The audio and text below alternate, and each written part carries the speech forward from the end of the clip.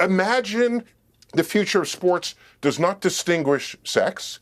It distinguishes and sorts people by hormone ratios. I'm making this up, but imagine that if that were the case. That would be interesting. You get a hormone test, you're in this range, and then you compete against other people with the same range of hormones. That's ridiculous. That's Neil, that is ridiculous. No, it's not. I'll tell you why it's not ridiculous. You're going to give every single person in sport a hormone test.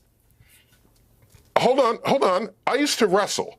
And wrestling, there are people who weigh, sorry, am I using pounds here, 125 pounds, right on up to 240 pounds. They don't wrestle each other. The entire sport separates people so that the contest is interesting. Yeah. And so the people of the same weight wrestle each other, and that is the contest. But you had a little disagreement about this very hot potato issue about the science of trans athletes in women's sport. Let's take a look. Engage with the idea here. What I'm asking is, Scientific American is saying basically that the reason why an WNBA team can't beat the Lakers is because of societal bias. What you're saying is not Scientific American says that. An editor for Scientific American says that who no longer has the job. So don't indict a 170-year-old magazine because somebody... Okay, this is called Scientific American, and they're printing something because someone enters the cesspool that is social media and then participates in that exchange. So why can't you let's talk about science. Why can't you just say this is not scientific and Scientific American should do better? So I have been on this issue for a long time, and I am surprised, given your earlier statement just now about the importance that we have a fact-based society where science is based on reality and everything else. There is there not, I would put it to you, Neil, there is a cold, hard reality about this whole trans issue, which is that I'm sure like you, I absolutely want all trans people to have utter equality and fairness in the way that I do and you do. Absolutely. I've never said anything different. However, not to the point where it erodes women's rights to fairness and equality.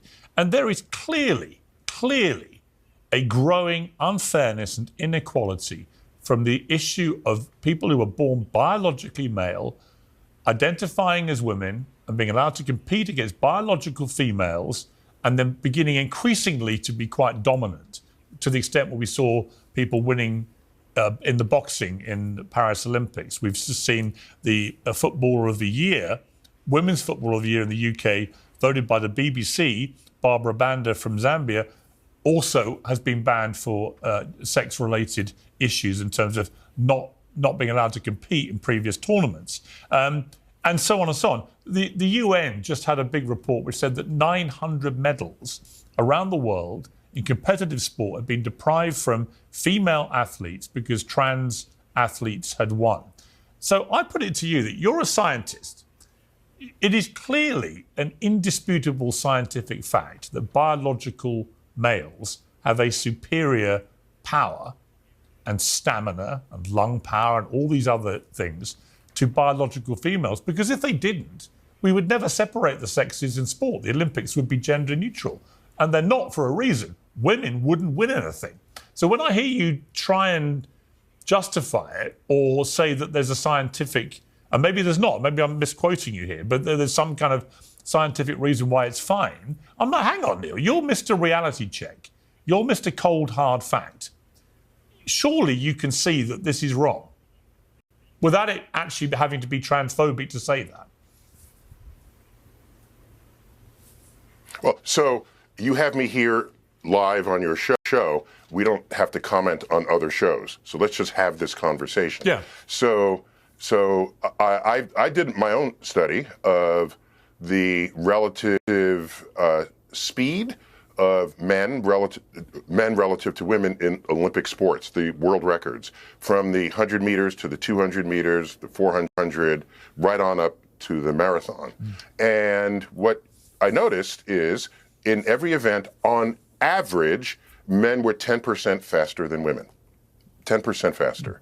And in events that require strength, that percent was even higher. I forgot what my exact number, it might have been 50% stronger Okay? So across the board, that is the case. So there's no dispute there. That's just objective truth. So now we have to ask, why do we watch sports at all? Okay? And at Friday Night Lights, that's in the United States, that's high school football. Saturday, it's college football. Sunday, it's the NFL. Do you realize, of course, that the worst team ever in the NFL could wipe its ass with the best team ever in college? Why? Because every single player in the NFL was the best person in their college. And so there's no contest between these zones of athletic engagement. But we still like watching college. We don't watch college and say, the Philadelphia Eagles could whip their ass, so let's not watch it. No, we like the equality of the contest and not knowing who would win. That's what makes sports fun. Okay, so if there's a wave of trans women who dominate the sport against other women, all those sports will become less interesting based on how we all watch sports. Even the Super Bowl here in the United States, if it's a blowout by halftime, nobody watches the second half. Right. We watch it for the equality of the contest. Okay, so sounds like you agree all with me I'm there. saying is, like you said, wait, I'm almost done. So what I see is sports is on the frontier of how to handle this frontier of people who are trans. It's on the frontier of how to resolve that. And I'm making this up now. Imagine the future of sports does not distinguish sex. It distinguishes and sorts people by hormone ratios. Same weight division, he would annihilate her. That's why we don't let it happen. And in fact, in the Paris Olympics, the winner of one of the women's boxing competitions, one of the Piers, females that's not who what I took was her talking on. about. But my point is that I just think that, if you don't mind me saying, I say this respectfully because I love you, but it just seems to me like you've dug yourself into a slight hole on this issue, and you're trying to get out of it. You're suggesting slightly mad theories, whereas the science to me is obvious. You've already given the best argument I've heard for why we separate the sexes. Hold on. You misquoted me in this very interview. What I said was the idea of creating categories within a sport, splitting them in the example I gave, which I just made it up, like hormone ratios, is not fundamentally weird compared to dividing wrestlers by weight. No, because it is. The only reason why you do this is to make an interesting contest. No, Neil, you're wrong. And so you said Floyd Mayweather fight. Hold on. You're you wrong. said Floyd Mayweather. You're not fighting allowing for the superior male biology when it comes to lung capacity, stamina, to body mass, to muscle mass, all those things. If you just take one criteria of hormones, you're not allowing all that. I'll give an example. Caitlyn Jenner, who obviously... Hang on. I'm going to finish my point. Let me finish my point. Caitlyn Jenner was an Olympic male decathlon gold medal winner. Caitlyn is a big golf fan. And when she started playing golf after she transitioned, she was allowed to play off the women's tees, which are 50 yards further than the men's tees. And she quickly realized that she was still smashing it 300 yards down, and obviously was then beating all the women that she played. So she now plays back off the male tees because her biology is that of a man. And I feel that was the most honest way to deal with it. I also feel that if you want to have a separate category, have a trans category.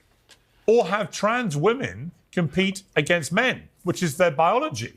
Isn't that the scientific way to resolve this? I don't have a solution. What I started this section of the conversation by saying that how you handle trans athletes is a frontier in sports that does not yet have a full solution. And I made up an example, like maybe you could divide people by hormones.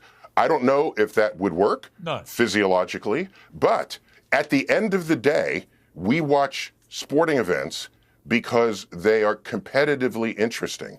And so something's going to have to get resolved there, and I don't have that solution. I do. I do. You have a trans category, or you have the trans women compete against biological men, which is what they are.